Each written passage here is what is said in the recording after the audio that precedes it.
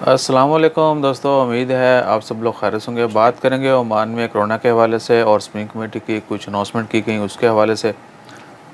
आज 14 दिसंबर 2021 और मंगल का दिन है, परिजात की भी किस्तानी है। तो कल जो है ओमान में 2 ओमिक्रॉन के केस रजिस्टर हुए और पिछले 24 घंटों में ओमान के अंदर 17 कोरोना के केस रिपोर्ट हुए।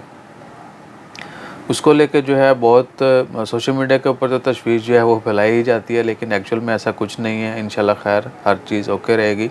और सुप्रीम कमेटी ने भी यही कहा है कि किसी किस्म की कोई भी जो है पाबंदी नहीं लगाई जाएगी। सिर्फ क्या है कि 50% कैपेसिटी के साथ गैदरिंग अलाउ होगी। मास्क जो है लाजमी है। और कल से ही आपको पता चल चुका होगा कि तीसरी डोज़ जो है बूस्टर डोज़ वो भी शुरू कर दी गई है। 18 साल से जिनकी उम्र ज़्यादा है और जिनको सेकंड डोज़ लगे हुए 6 महीने गुजर चुके हैं, वो तीसरी डोज़ भी लगवा सकते हैं।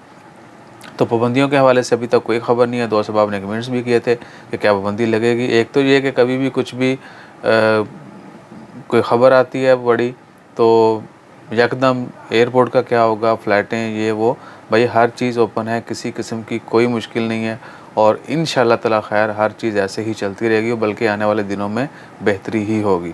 यही उम्मीद रखें और अल्लाह ताला आसानी फरमाए हम सब के लिए। अगर कोई तब्दीली होती है, मज़ीद कोई सख्ती वख्ती होती है तो इमीडिएटली शेयर करेंगे। और बाकी ऐसा अभी तक की कोई बड़ी ख़बर नहीं है। जैसे कोई मेजर अपडेट्स आती हैं वो भी शेयर करते रहेंगे। अपना ख्याल रखिएगा, दुआ में याद रखिएगा और हमारा ख्याल रखने के लिए लाइक शेयर सब्सक्राइब कीजिएगा। जज़ाकल्लाह, अल्लाह हाफ़िज़।